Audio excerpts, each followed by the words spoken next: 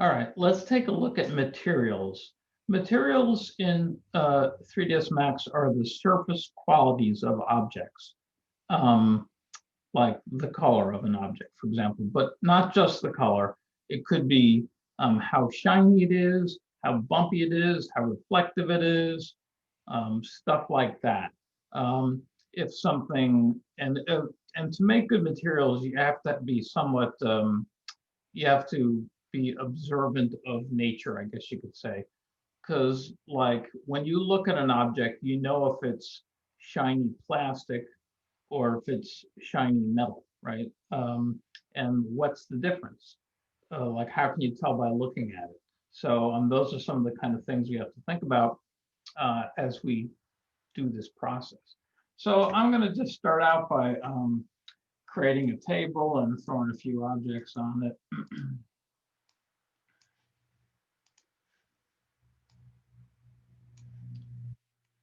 Teapot.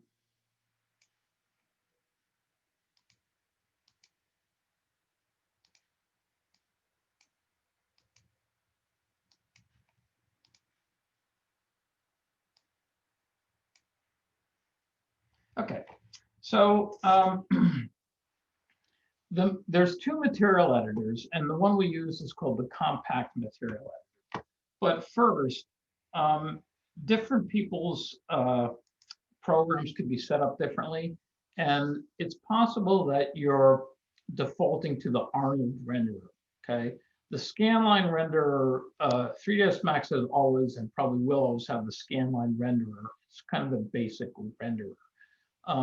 Arnold, and before Arnold, it was for like 20 years, it was Mental Ray.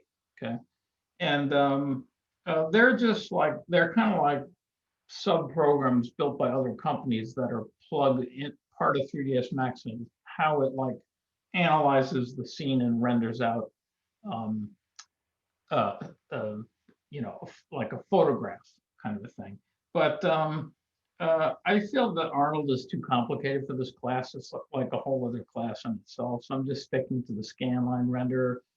Mental Ray was always kind of separate, and you had to kind of ask. It wasn't the default, but it seems like kind of depending on, I'm not sure what. It seems like sometimes Arnold is the default renderer. So we want to make sure that's not the case. Okay. So go to rendering, render setup.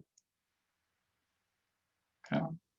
And right up here, mine says Arnold now, even though I've been using a different renderer.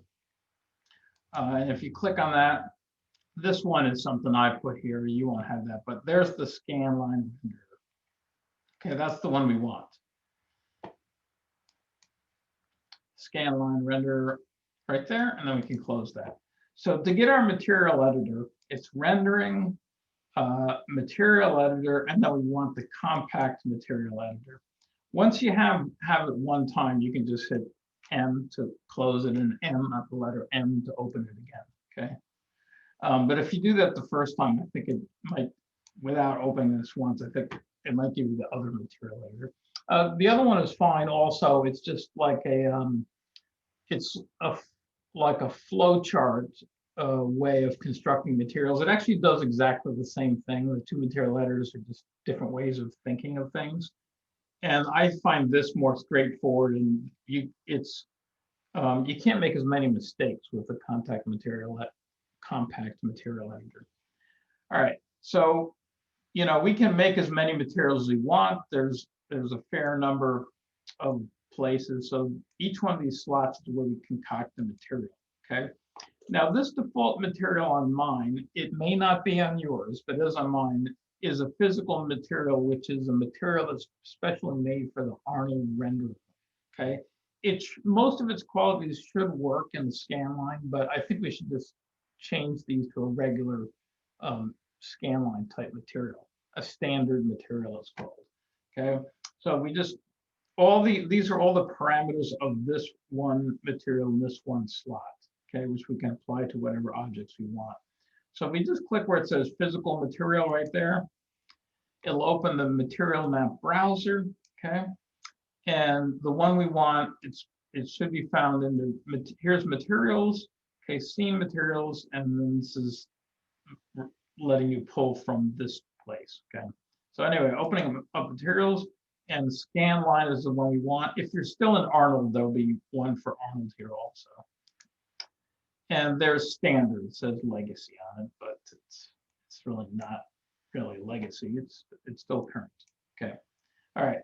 So here's our material slot, and it's called O1 default, and you can name it, you know, whatever you want. First material. Okay. So let's look at the basic qualities of it here. The extended parameters and super sampling down here are not, it's stuff you can get away without knowing, but the maps down here is a big part of it. Okay, so first of all, there's these basic shader types, okay? And there's blend, metal. You can actually make a perfectly good metal with blend. Actually, that's how I usually do it. These have different purposes. Strauss is just very simple, or in their blend makes particularly good rubber, but you can just leave it on blend, to be honest. You can make whatever you want there, okay? It's just the name of these are shaders. They're referred to as shaders, and it's just the algorithm for concocting a material, okay? So these things are actually kind of special case items, which I'm going to skip over at the moment. And let's look at our ambient, diffuse, and specular, okay? So diffuse is the color of the object, just in even illumination, you could say, just what color something is, right? Ambient is the color of the thing in shadow, okay, without direct light on it. And specular is the color of a reflection, okay? So that, the color of the reflection of a light source, all right? So you could say this is influenced by the color of the light that's shining on the object and how metallic the object is, okay? Because something that's plastic or painted and shiny, like a cue ball, for example, it's only picks up the color from the light source. And this is actually what I mentioned before, how you tell if something's metal or not. But a metallic object also gets color from its base color. So the reflection, like something's gold, the reflection looks goldish. Whereas like in a cue ball, the reflection is not colored by the color of the paint of the ball. And anyway, if we want to change this color, we can just click here, and I'm going to make it like some bright pink or something. All right, so there's this pink object or pink color. Okay. Now, I just did diffuse, and ambient does change also. With this blend shader, ambient and diffuse are locked together, and it does its own calculation. See, there's a little padlock there. You can just leave that alone and just let it do its thing. It works fine. Specular, it's set to almost white, but not white. I think we could just leave it there. Okay. Self-illuminate opacity is just a very simple kind of transparency. We have like glass and water type materials with actual refraction, which makes something look really like glass. This is just kind of see-through, but we'll look at these things. The self-illumination is like an object like the surface of a light bulb or the computer monitor or something that makes light on its own and doesn't require external illumination from the scene. All right, but one thing we need is if we're going to have specular, we have to have this kind of some kind of highlights turned up or glossiness. All right. Now this what we're looking at right here is not a super realistic kind of a thing, because in reality, the shape of a highlight is the shape of the light source. Like if you have a square light over a cue ball, the reflection is going to be like a distorted square, right? And this just does them round as though every reflection is the sun or light bulb kind of. But honestly, you can make, we're just trying to get the basics down here, right? So this will be fine. It'll make a great looking scene regardless. Okay? And we can go beyond this too, but this is just to get started. Anyway, I need to turn up the specular level, and as usual, I can just drag on a spinner, right?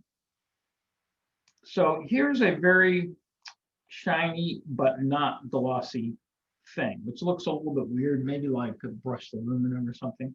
So probably we want to make this hump here. This is actually describing the highlight, the bright spot. I want to make this skinnier. And see, that looks more like a shiny object. The shinier something is, the smaller the highlight is, right? If it's a matte object, this highlight is big and diffused. And then if it's really matte, like the surface of a table or a carpeted floor, it's so diffused that you can't see it. But there's still, like a really matte looking wooden board might be kind of like that or something. But let's stick with our shiny object because they're just easier to see what's going on. And I'm going to put this on this selected object. Right, there's a couple ways you can do this. One is I can just drag it right onto a selected object. Generally speaking, though, 3ds Max scenes are complicated, and you can drop it on something that's not selected. If you just drag it on, and you can drop things on the wrong thing. So usually what I do is select the object first, and I click on this button. Okay, there's lots of buttons in this whole interface. I'm only going to talk about the ones that you actually need to know, and I'm just ignoring the rest. So this one is assign material to selection. And I'm going to hit it, and there it is. Okay.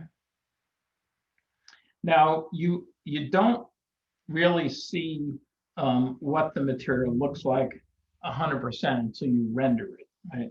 F9, whoops. F9 is render last, right? Or renders the last scene you rendered. But if the last thing you clicked on was the material editor, it does some of the weird shortcut. If I just click on the background, F9, okay, there's my shiny thing. Now, there's a few things you can tell about these.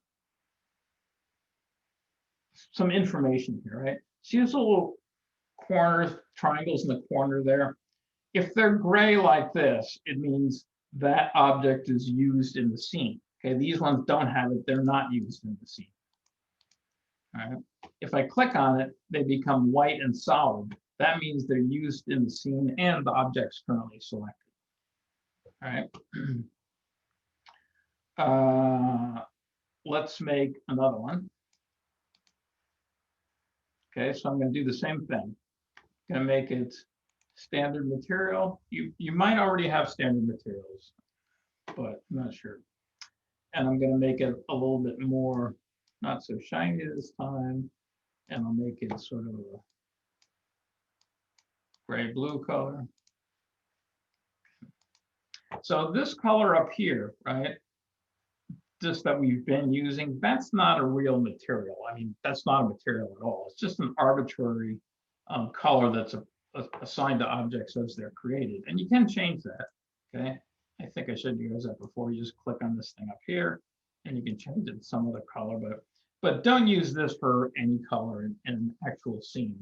Build a material for everything. Okay, so this one I'll just drag it on there, show that you can do that too.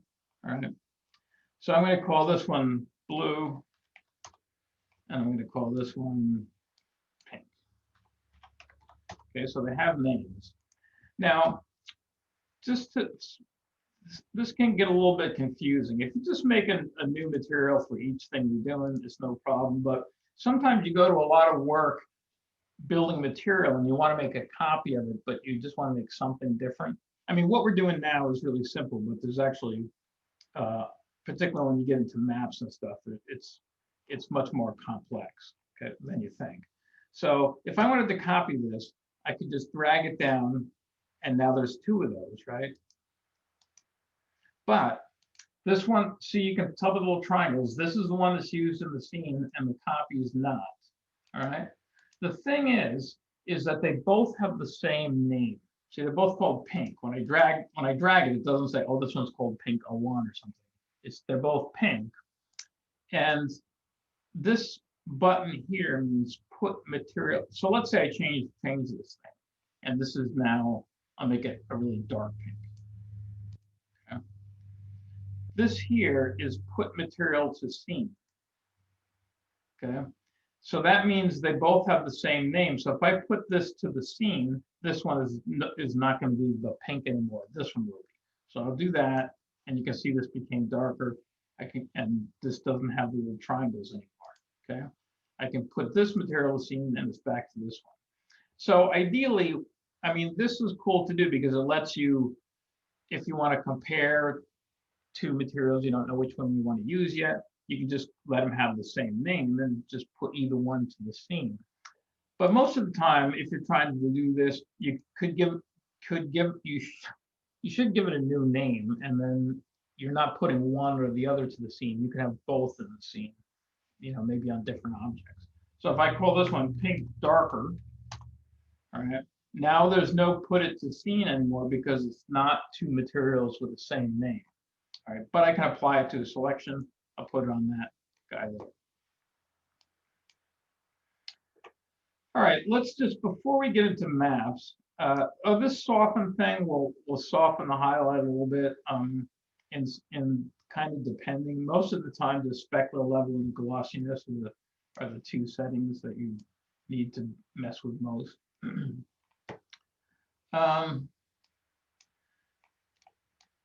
So let's see, just to look at these settings up in this area, we have wire, okay, which makes a wireframe. It takes all the edges of the object and turns the edges into a like renderable line kind of. All right. And if I were to render that, okay, there it is. And it's like transparent except for where the edges are. If I want to, and you'll notice it only made the back of it, sorry, the front of it. If I turn on two-sided, now it'll make the front end. I should figure out how to turn off that shortcut because I never use it. So there's both, okay? And if you want to make the wireframe bigger on this thing, that's under extended parameters. This is just different kinds of transparency over here, like, letting it be more transparent in the middle of an object or more transparent on the edge. Okay. Something that's more transparent in the middle of an object is like water, for example, or like, say like you're standing next to a lake, and if you look straight down into the water, you can see the little fish swimming around. But if you look out and away, you can't see them because you see the reflection of the sky, etc. So that's because it's more reflective at the edges or where it has a greater angle to your point of view. And if something's more I think I said reflective, I meant to say transparent. Something more transparent on the edges, then it's like fog or something, okay? But that's not important. We're actually not going to really look at this in detail at the moment. I'm looking at wires. So if I want to make these things fatter, I'll go from 1 to 5. Let's see how that looks.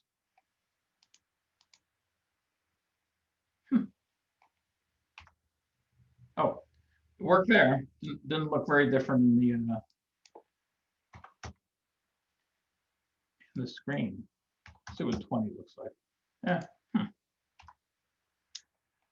Totally closed up.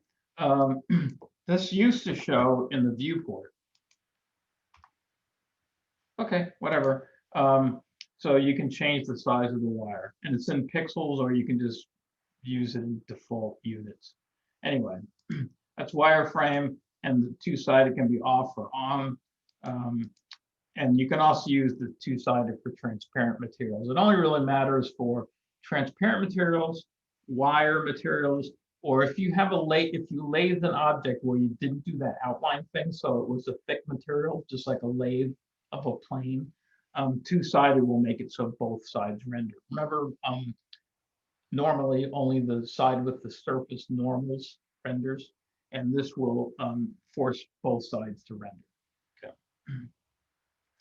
And turn off those guys. And faceted just eliminates all smoothing that comes with the object. So if I hit F9, okay, see there's a faceted object. If I turn it off, okay, now it's smooth.